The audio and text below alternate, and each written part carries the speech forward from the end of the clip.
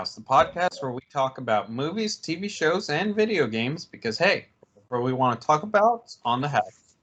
Joining me, as always, is Dave. Hi, everyone.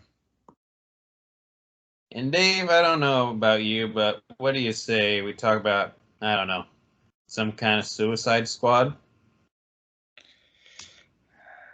I was trying to work in the "this is Katana" joke, but I can't find a way to say it naturally.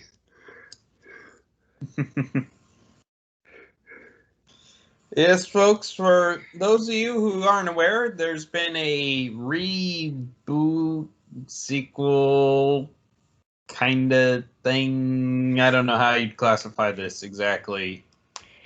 A resequel for Suicide Squad, this time directed by James Gunn.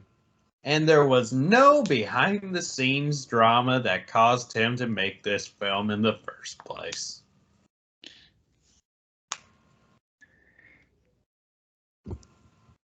Well, hey, he's also doing the Peacemaker show next year, so he obviously had a good time making this. Yep, that's for sure. And gotta say, I had a good time watching it. And this is probably going to be some say, but in terms of Gunn's work, I like this more than the Guardians movies. For me, I think this was what you would call the combination of his older style, where he was a lot more exploitive with some of his stuff. I mean, if you've seen Super Slither, you kind of know what I'm talking about. And what he became known for with the Marvel films. Personally, I think Guardians of the Galaxy was a better film, but I still really enjoyed this movie. Is it for everyone? No, but if you like that James Gunn sense of humor, this is him unleashed. And for people who wanted, this is what most people who didn't like the 2016 movie wanted the 2016 movie to be. Yeah, gotta say, I've been hearing some things about what happened to that movie behind the scenes, and it just sounds crazy. But this is definitely, there's no doubt that this time the director got his vision on screen. And I didn't even necessarily hate the first one. Like, I knew a lot of people had the Knives Out for that, but I could see the issues with it. But I feel it's a property that could have, like, been better handled than they did this time around. Yeah, for me, when the first one came out, like, I kind of enjoyed it when I was in theaters, and then I watched it later, and I was like, oh boy, this was. I do not remember what I was thinking in liking this. Just like, it's one of those films I've definitely changed my opinion on. Just like, all of the problems became way more pronounced upon rewatching it. And it's the probably not the first movie I saw where this was an issue, but it was the first movie where I consciously realized this is edited awkwardly. It's structured strangely.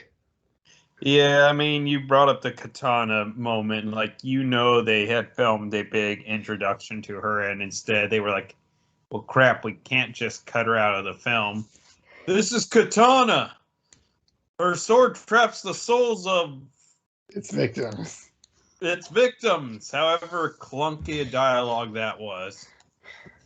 Like, there was very few redeeming things from that film upon my second viewing of it. Like, it's not one I'll be going back to, and now I really don't have any reason to. Because this film took the groundwork laid out by that film and completely ran with it and brought in a direction that we now have a very enjoyable film. But between this and that film, there was a kind of spin-off thing with Birds of Prey. Dave, did you end up watching Birds of Prey? Yeah, I really like that one. I know we're going to differ here, but I thought it was pretty solid. Yes, this is As Dave kind of hinted, I was not a fan of Birds of Prey. It was just such a nothing film for me where, like, I've seen it and I don't really remember anything about it aside from not really enjoying it at this point. It's one of the films that just kind of, I can understand why people like it, but it just wasn't for me at all. So we should probably be talking about the Suicide Squad now. We're 5 minutes in. I think it's time that we do actually discuss the Suicide Squad, where we Okay, learned a very important lesson. James Gunn does not like birds. so the basic setup is the same as the first one, where they're given a mission and they're Amanda Waller says, if you don't succeed, I'll blow your heads off with these bombs implanted in you. This time they're going to some like South American island nation to find out about some secret project. And we'll go into spoilers later, but they do an excellent fake out in the first 10 minutes. And then we pick up with the squad who, sure, some of the characters feel like Idris Elba, especially. You can tell he was like basically a reskinned Deadshot, but he manages to be charming as the lead. Yeah, they managed to do enough with him to make it feel like, okay, this wasn't just a word replaced Deadshot with Bloodsport, but Which, to be fair, apparently it was an earlier draft, but they were able to find a different character because there's a lot of comic book characters whose power is just guns. I mean, they kind of make a joke about that, how with the backstory that they give him is the same one they give to Peacemaker. Like, they make a huge joke out of it, which I really appreciated. Yeah, and out of like all the lesser known villains, and besides the ones returning from the first film, were there any of these villains you were already familiar with from the comics? Like, I had King Shark. I've always kind of enjoyed that character for his design. Polka Dot Man was kind of, a one-off joke character that he's kind of like the Condiment King, where he existed, but I never really paid much attention to him. Ratcatcher, I kind of knew the general existence of the character, but wouldn't say I was exactly a fan of. So really, the only one I would say I was a huge fan of the new characters was probably King Shark, just because that's such a great design.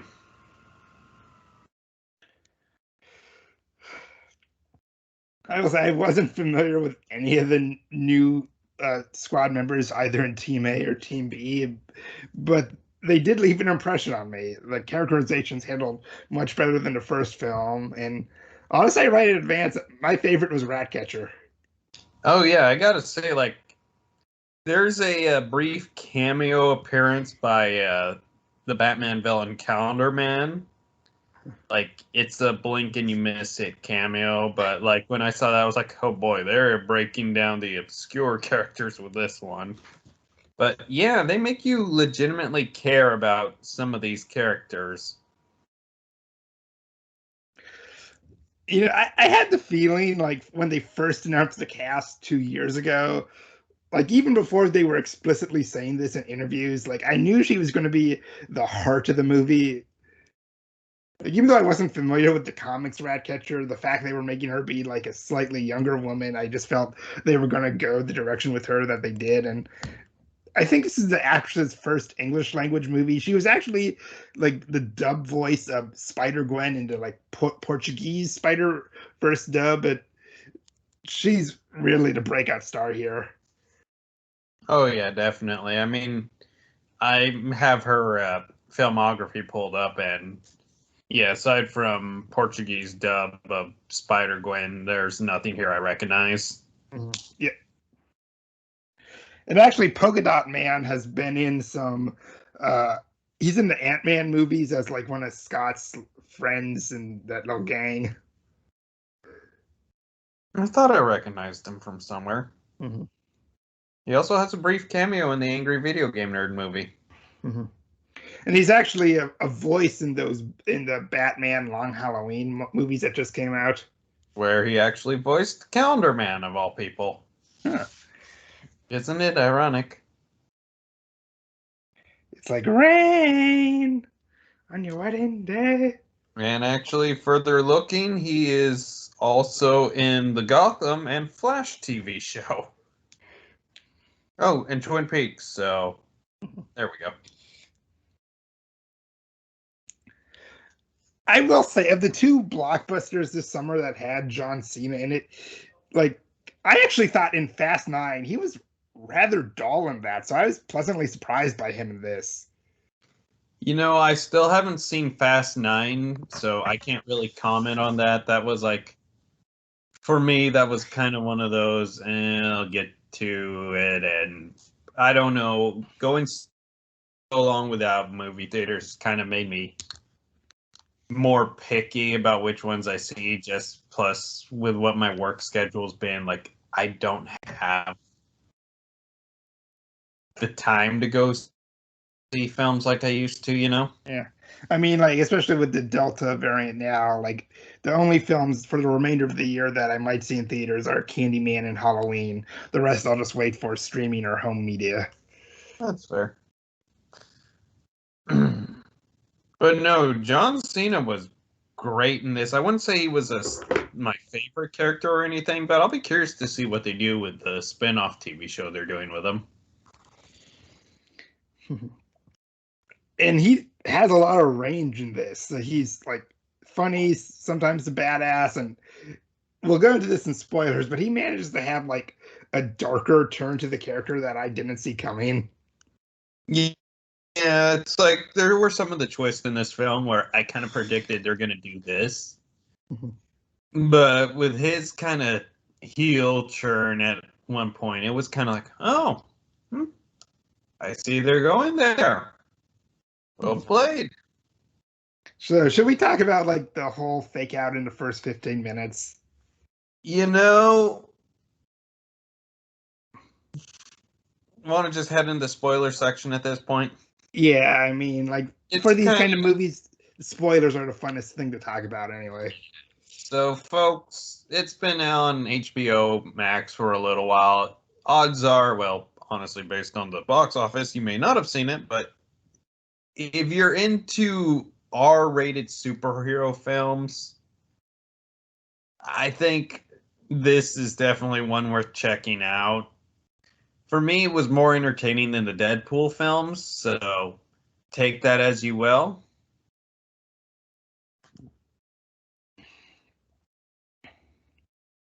Okay, so to start off, remember when they like the first announcement poster with that huge list of names, even by superhero blockbuster standards? Yeah, half of them are dead by the opening scene.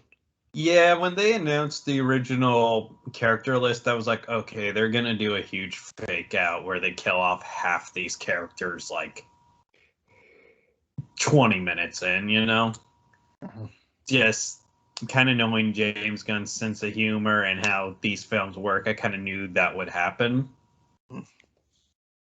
But those bastards killed Captain Boomerang.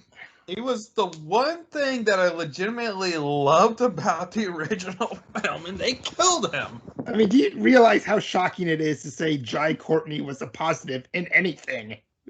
I know, it's like that was the one thing that people were talking about. Like, it was kind of cool to hate on Jai Courtney there for a while. But then after Suicide Squad came out, everyone was kind of like, yeah, I liked Captain Boomerang of the characters that they had there. I mean, obviously Harley was the breakout, but at least the people I talked to, it was like Jai Courtney was the secondary standout from that. So I was kind of surprised when they killed him off, but it does its job of establishing nobody is safe in this film. Like, this has for named characters, this has a very high body count. Though I never actually doubted Harley might not have survived. Yeah, she was the one character I thought for sure was safe.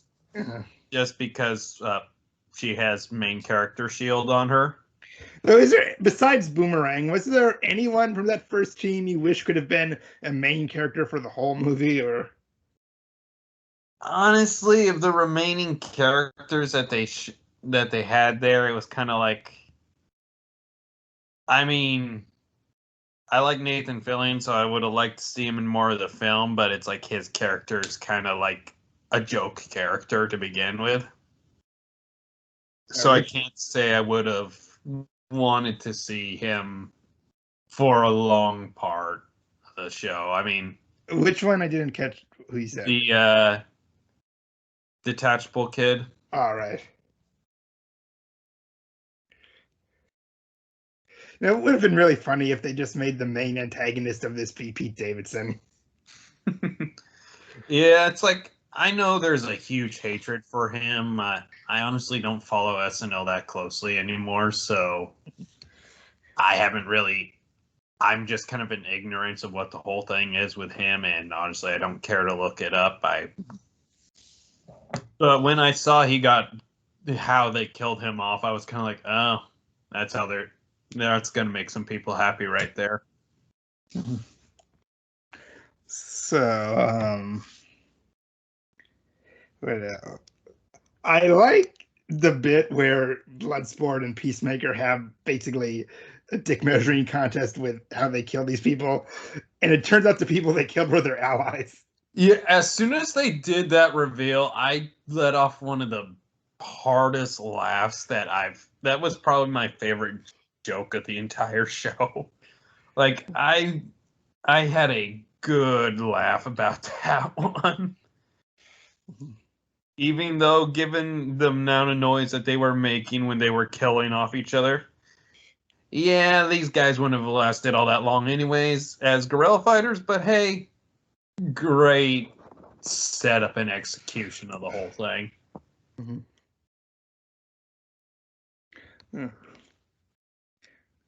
And one thing I like about this is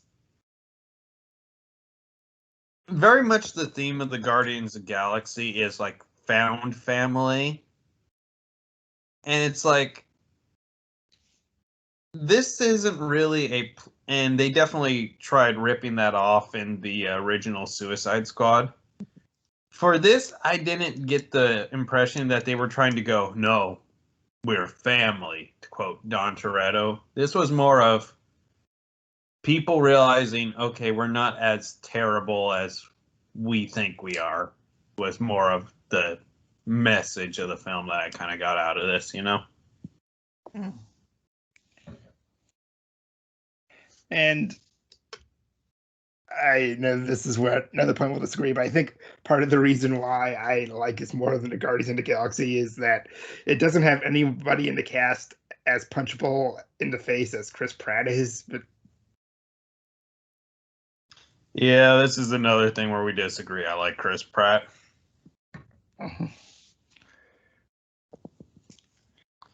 So speaking of punchable in the face, the second biggest joke I had that I laughed at was when Starro is wrecking stuff and Bloodsport talks to Polka Dot Man and going, "That's your mother." yeah, it's one thing the trailers kept hidden was Polka Dot Man's gimmick was that he was like tortured and experimented on by his mom to become a superpowered hero, and he's been traumatized by it, so he constantly envisions people as his mother. Which, when they first did the joke, I was like, okay, it's a your mom joke. This will probably get kind of old quick. But my word, they knew how to leave it be and then bring it up at the right moments. I think it makes good use of the idea that running gag should be used like 3 times in a movie, and I think it's precisely 3. And when they used it the final time, and he sees Starro as his mom. Yeah, it was perfect. Though when he said, I'm a superhero. I knew from the trailer, like, he was going to die like the second after that line. Yeah. That's why I was kind of mentioned the high body count for this film. It's like they will have to get essentially a whole new team of characters for the sequel. Yeah. Which they basically already did for this, so.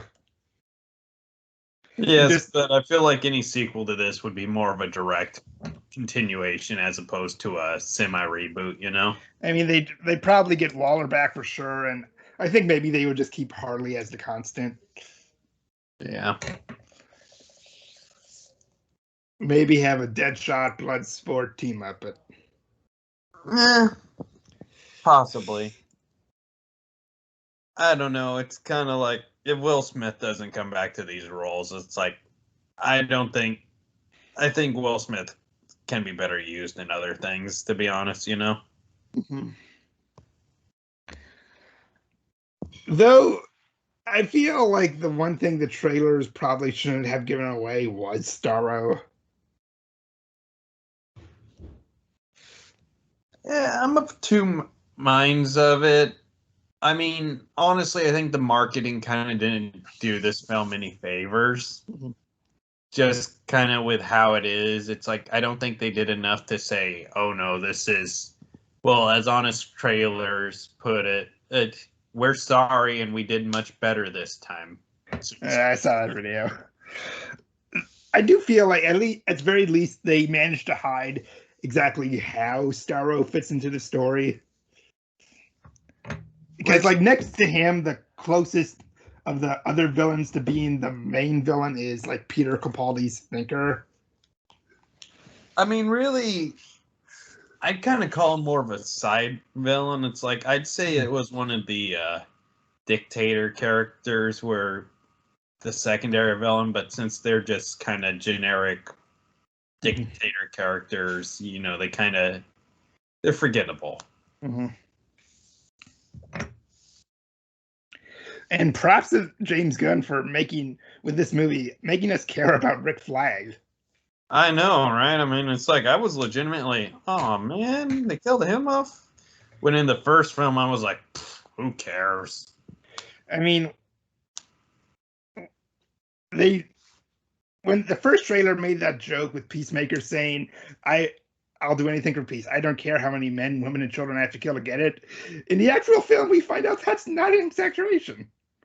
No, Peacemaker's an interesting character, actually, like comic book history wise, like how they've chosen to reinterpret him over the years. Huh? Like, there's a YouTube channel called Variant Comics that did a breakdown of him because I wasn't familiar with the character, to be honest. Uh-huh. It's kind of interesting to see the directions they chose to take this character. I mean, when he stabs Rick Flag in the heart, which, to be fair, Katana had his back. We never said anything about his front. And what the hell, Katana? You were supposed to have his back. That's like that line. I'll never get tired of it. Yeah, that has got to be some of the clunkiest dialogue ever written to introduce a character. Uh-huh. He's not as. Though I'd honestly argue Slipknot's was worse. Oh, Slipknot, when they didn't give him an intro, like, when the first film came out, I was kind of like guessing which characters would die as the example death. Mhm. And then when actually watching the movie and he literally just shows up while they're out there, I was like, well, this is easy. But we keep going back to the bad version of Suicide Squad. This is the good version.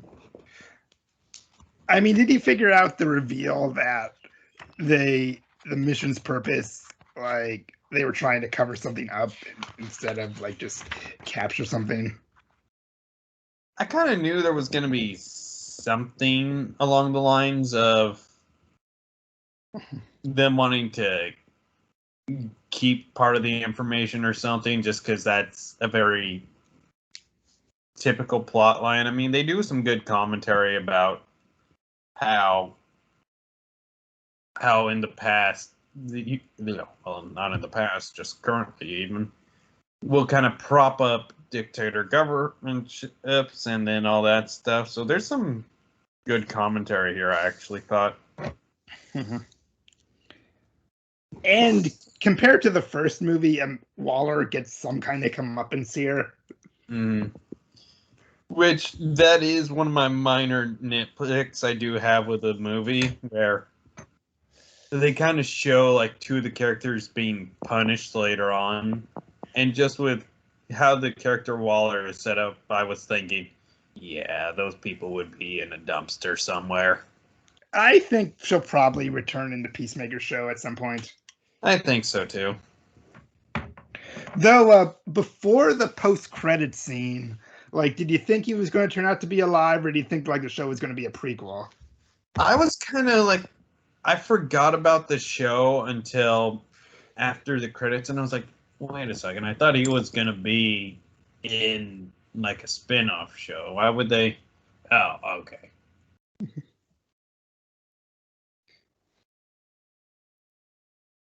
Though I do wonder, like, if that scene was like a last-minute addition only after the show got greenlit.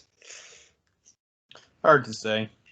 Though it turns out kind of like how they also had what was that character's Weevil or Weasel? Yeah, Weasel. Like, it turns out like not everybody from the first squad died. There's basically an immediately right after the closing title card, it shows like the Weasel managed to live. Mm-hmm.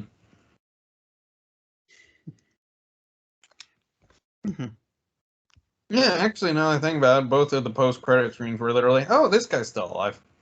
Oh, this guy's still alive.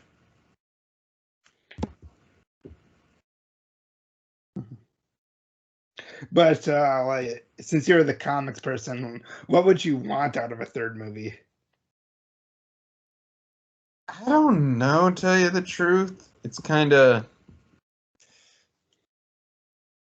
I'm not gonna pretend that I'm a huge Suicide Squad fan. It's kind of just been one of those teams that exist in my mind, you know. But you go on. From what I've kind of read, it sounds like James Gunn might be moving on to a different project as opposed to a Suicide Squad 2, 3, whatever you'd call it. I mean, even before like the first film had the reception it did, like in my mind, I never really envisioned Suicide Squad becoming a trilogy. So the fact we got 2 movies, regardless of the quality, was rather impressive.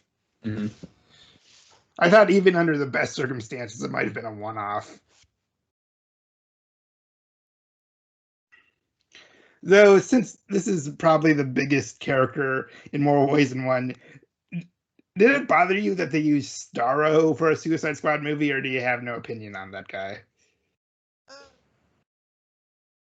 Honestly, I kind of agree with James Gunn, where originally he was kind of thinking of using Superman as a villain, but kind of decided, no, I'm going to use Starro because I don't think I will ever see him in a movie otherwise. And he was just kind of one of those. I never thought I'd actually see his character in a movie because, like, he's stranger than Galactus, and Galactus, the only way they were able to work him into the Fantastic Four film was make him a giant space cloud, you know? Mm-hmm. So it's like, we're in an era where it's like, no, they're willing to just legitimately make the comic book characters, which is great. And I think, going back to something I said in the Spider-Man podcast, that I think with a lot of characters that now not needing origin stories and they can just be in their first movies, is that after all the characters we've been introduced to already, audiences will accept anything. You can just give a few sentences to sum them up. Like, you don't have to explain how they came to be. Yeah, I mean, that reminds me of something I was going to bring up. It's like, with, like, the Justice League and the Avengers films, it's very much we're introducing superheroes to this universe kind of thing. Where in this one, it was very much more so, no, superheroes and supervillains exist in this universe. It's kind of just a thing that exists in part of this world. You know, there was no need to introduce them or how they work. With Flash, he's just a fast guy. You don't really have to go into a half-hour, 45-minute segment about how he got his powers. Yeah, I mean, like, throwaway lines, because let's be honest, someone like the Flash, his origin doesn't really hold up if you put any thought into how it works. Just plot reasons things need to happen. I mean, it kind of goes back to the whole joke of why Stan Lee created the mutants, because he was running out of ways to explain how characters got their power. So he was just like, okay, they're born with it, whatever. And are you overall? Let me try to rephrase myself.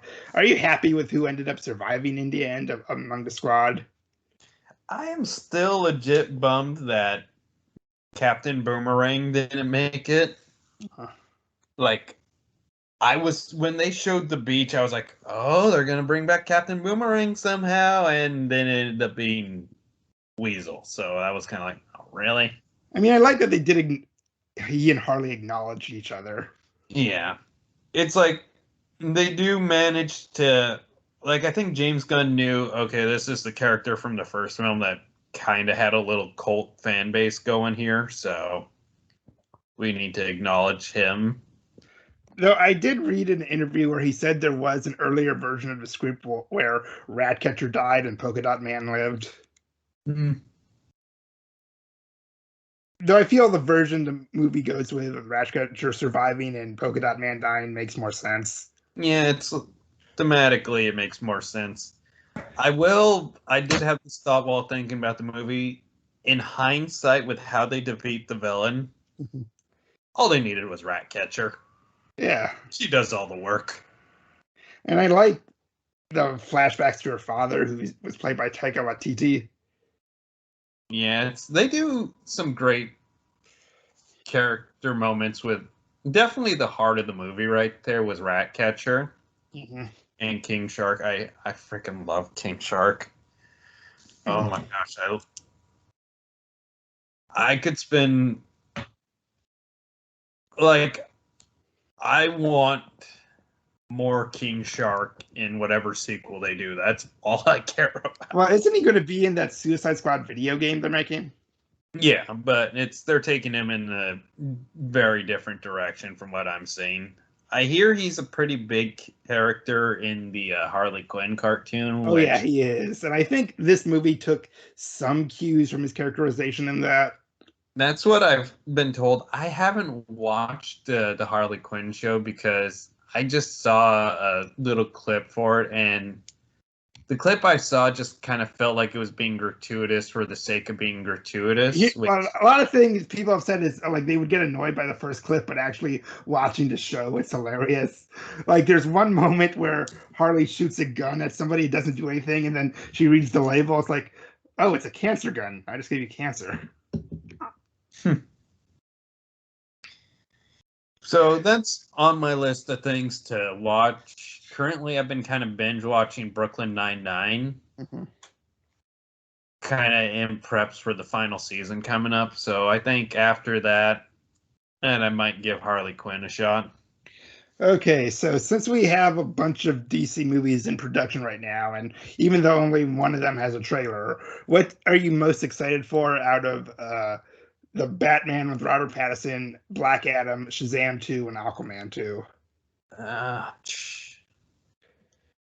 Black Adam, like, I understand he's a super popular character, but it's like that movie's been delayed so long that I'm kind of worried about it. Aquaman 2, like, I thought the first Aquaman was just kind of okay. Like, I didn't love it as much as everyone else did.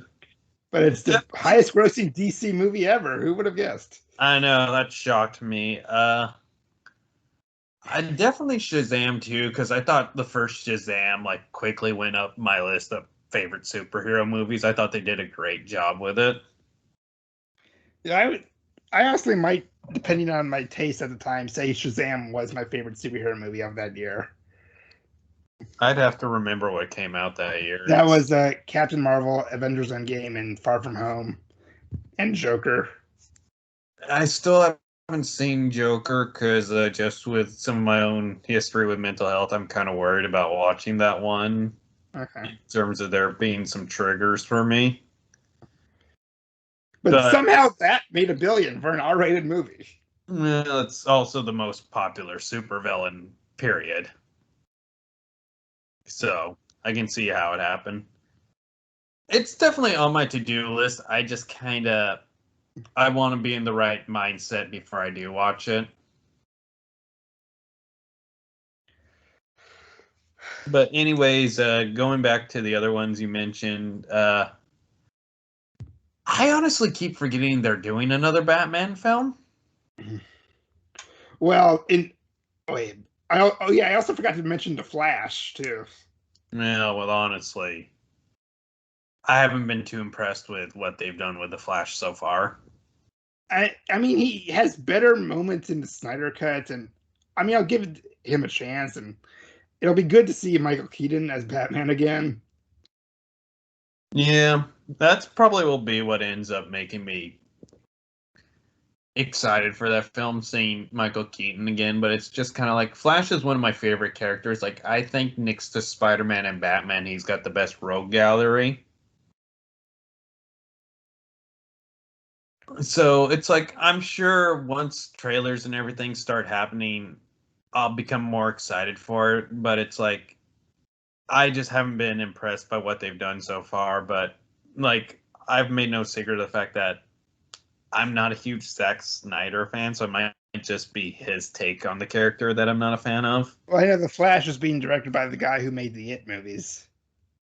Yeah, so well, hopefully it turns out for the best. I mean, we've oddly had like a pretty consistent track record of horror directors transitioning to superhero movies, Yeah, yeah. which is why I'm looking forward to the Candyman movie. Because who's directing that? I forget. Her name's Nia DaCosta. She's going to direct the Marvels. Oh, right. The Please Redeem This Character film for me. I thought it was fine. It's pro. Yeah, I won't get into Captain Marvel right now. That's a whole different topic for me right now. Okay, so final thoughts on Suicide Squad, or do you have any other points you want to make before your finals? MVP of the movie, Sebastian the Rat. Yes. I mean, between this and Endgame, like I guess both Marvel and DC are being saved by rats. All right, conspiracy theorists, tie them into each other. There'll be a fan theory somewhere.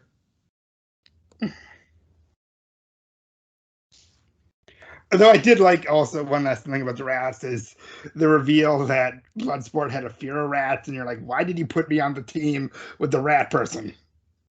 Yeah, I'm an assassin. I don't reveal my liabilities. there's that's why I'm kind of having a little trouble talking about this movie. It's like so much of it are gags that I don't want to spoil for people. Mm-hmm. Fair enough. I won't say anything else, but should we I mean, just go? no, go ahead. It's just kind of for me. It's because the plot is, let's be honest, the plot, you kind of know how it's going to work out. You don't know who's going to die or who's going to live, but you know a general sense of how it's going to go for the most part. But it's like the seasoning of this film is what makes it special for me. Okay. So, final thoughts in general? Overall, definitely recommend if you have maybe a darker sense of humor, you're gonna love this film. Well, I feel like this is the idea of a Suicide Squad movie fully realized. The humor is great. They take good advantage of the R rating to the point that I thought it was going to be even bloodier than it ended up being. But James Gunn is clearly the right director for this material. This is probably my favorite superhero movie he's made, and now I'm interested where Guardians 3 goes now, because it's now going to be come out years later than it was supposed to. Yeah, I'm very curious to see what direction that film ends up taking. I mean, it's sounding like they're still using the script that he wrote a few years back for it. They might make some modifications because I think Thor 4 comes first now, but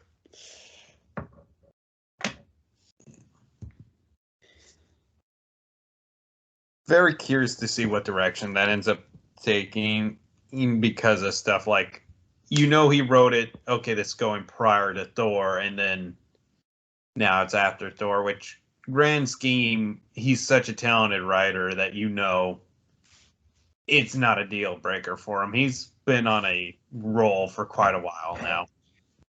I will theorize that even though the Guardians characters will probably appear again after it, I think it'll be out of all the part 3s to the Marvel subseries, the one that feels like it could conceivably just be where these characters' story arcs conclude, since Iron Man 3. Yeah, definitely. I feel like, because I know Dave Bautista kind of said he's done after this one, so. But we're getting off topic. Yes. Overall, the Suicide Squad was really good, and one minor thing, I liked the transitions they would do where the text would appear on screen in a creative way. Yeah, I do love that. It's there's a few directors who manage to do that, and I love whenever it happens. It's a trick. It's a filmmaking trick that I absolutely love. And I won't say how, but just the very first time when you get the Warner Brothers Pictures Presents logo near the start, that caught me off guard. Mm-hmm.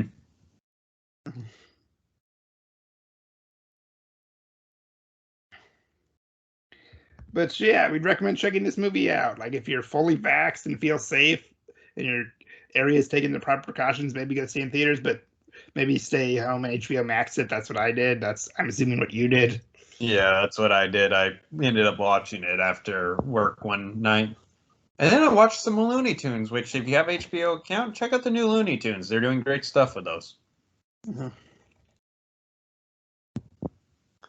But folks, that wraps up this podcast. Stay tuned. We're going to finally have the Infinity Train sequel series coming up here over the next couple weeks. Going to kind of space those out for one a week.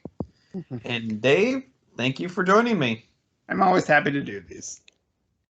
All right, folks. We'll see you next time. Bye.